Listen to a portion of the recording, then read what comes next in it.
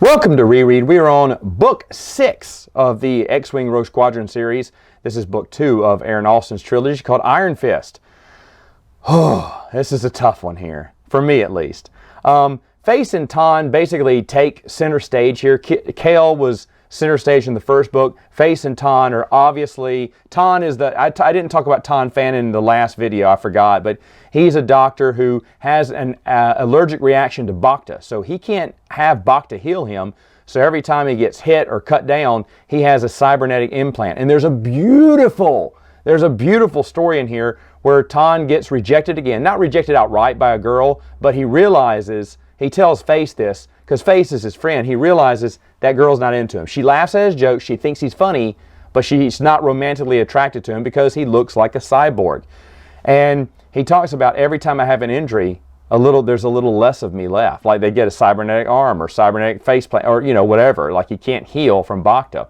And he's just not going to find love.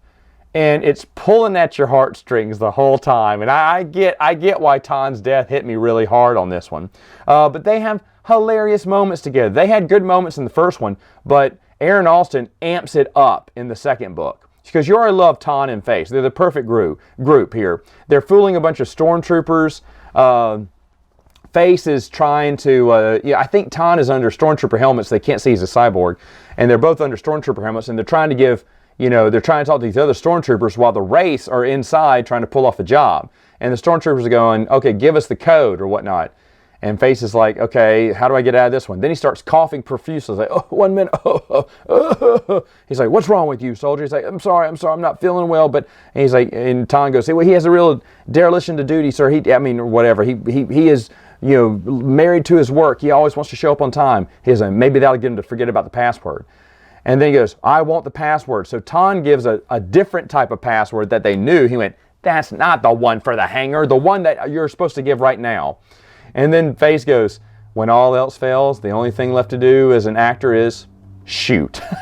They start shooting the stormtroopers up. And it's hilarious. There's so much good dialogue. There's a good kinship between Ton and Face. Face, of course, has that scar he got a long time ago. He can get Bacta to heal it, but he keeps it as a reminder of, sins of his past.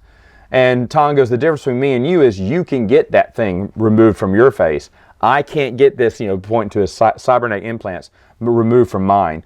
Again, just good stuff.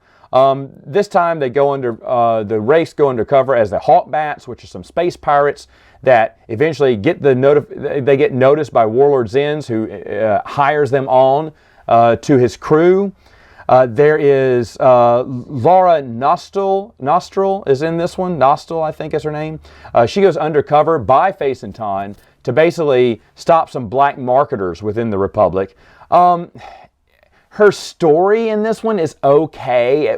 I didn't really care that much about it, and they kind of go back to it every once in a while. You're like, oh yeah, I forgot about it. Even though it's established at the very beginning, they don't really, I don't know if Aaron Alston just had that much to say about it or why he wanted to put that story in there. Laura's an interesting character. In fact, she tells Face right to his face, I'm not, starstruck by you. I don't like you. You think you can get every woman.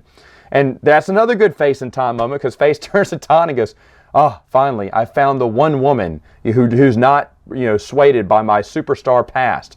Now, finally, I may find true love in this one. Ton's like, it's true. He's told me that all the time. And she's like, you're messing with me. She realizes that she's being messed with. But again, another good Face Ton moment.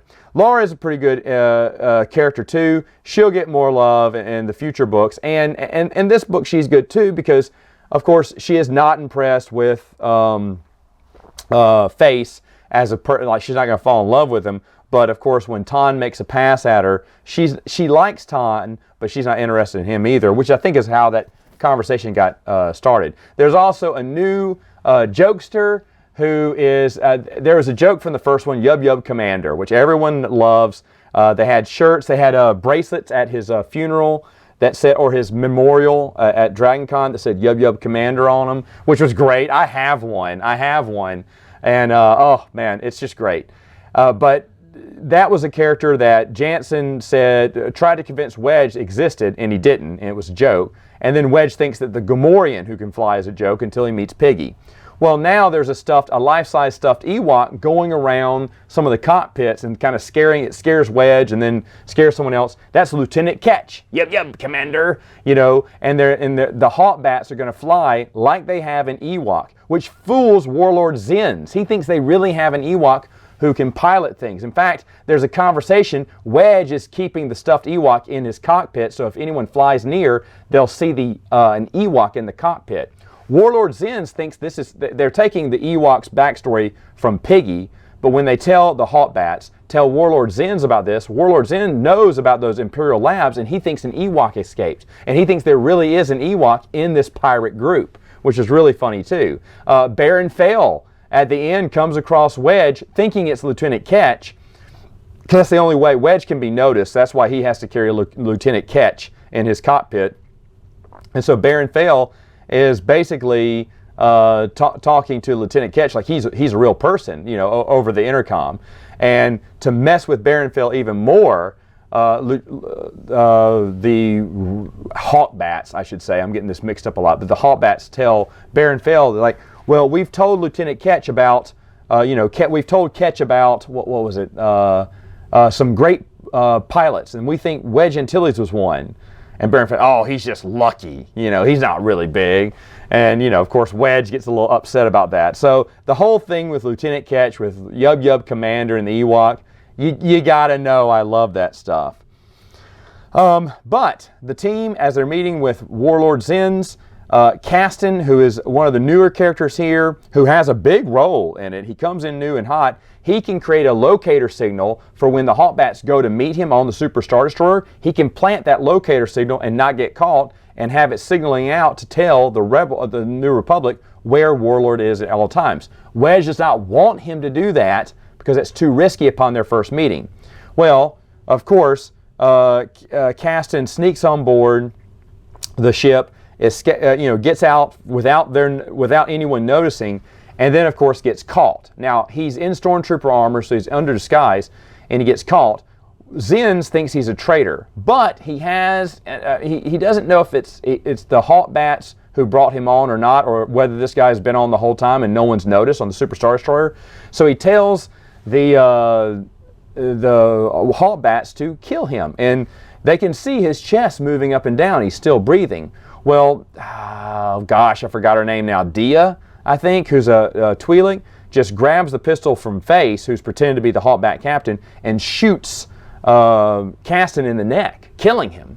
And going, there, you happy? We killed him. Because Face is kind of like, well, I don't kill people unless I get paid for it. Face is trying to figure out, what do I do? I can't kill Caston. And of course, as they get back on the plane, on their spaceship back, Dia tells everyone he wasn't breathing. I could tell. He had, and it's a lot of good stuff. She said he was limp, but it was a dead limp, not an unconscious limp.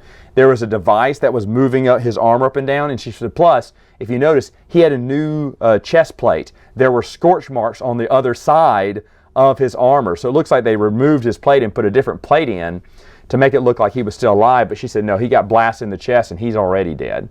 But she, of course, feels awful about shooting one of her dead teammates too, and so she kind of has a mental breakdown too. Face is trying to deal with her. Wedge reminds Face that, wait a minute, wasn't Kale responsible for clearing the ride, making sure there were no stowaways? How do you think he feels? And Face is like, oh no. And then Wedge goes, and you stop feeling bad about yourself too.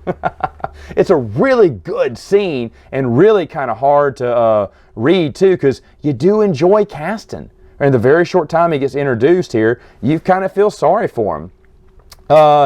Now, of course, this is, to me, it still is the hardest death in the expanded universe, and that is the death of Ton Phannon.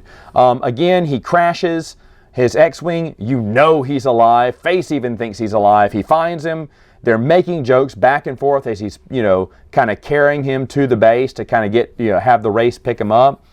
They're looking at the Star Destroyer, making a joke. They talk some more. Ton's saying, hey, look, I got a message. I need you to, play this one, or, I don't know, give this to Commander Antilles. I can't remember. I need you to play this message if I die. And the whole time, the first time I was reading it, I was like, oh, he's not going to die. You know that. Well, of course, there is one of my favorite scenes when he talks to Ton. he doesn't hear him, and he looks back, and Ton has died. And it says, you know, and so Face cried for the first time since he was a child. And he just kind of sat there and just cries. And oh my gosh, it is still.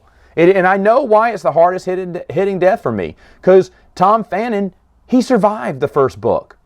And he's one of the main characters. So you're thinking, okay, there's no way. And in fact, Aaron Austin gives you more hilarity. And then he makes you feel sad for Ton, you know, because you're like, well, maybe he will find that woman who will look past his outside ugliness and inside the beauty of Ton. You know, he just builds you up for it and then just cuts you down at the knees. It is the toughest thing. You're like, oh man, there's so many other characters that were well established that died.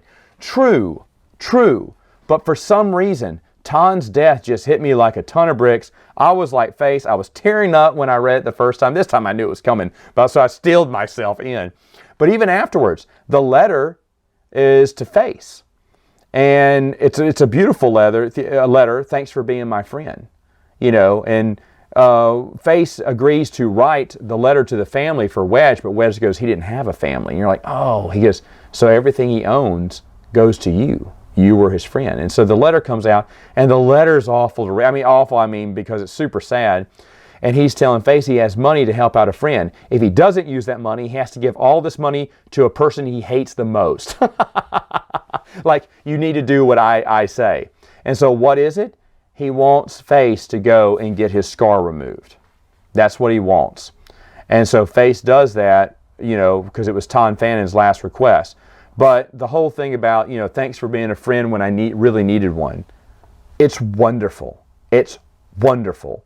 Everything about Iron Fist is just aces. It's great. And in fact, because of Iron Fist, I think I did rank Aaron Austin more superior over Michael Stackpole when it comes to X-Wing books, because Iron Fist is a freaking masterpiece and it's excellent. All right, folks, that's it for now. See you next time.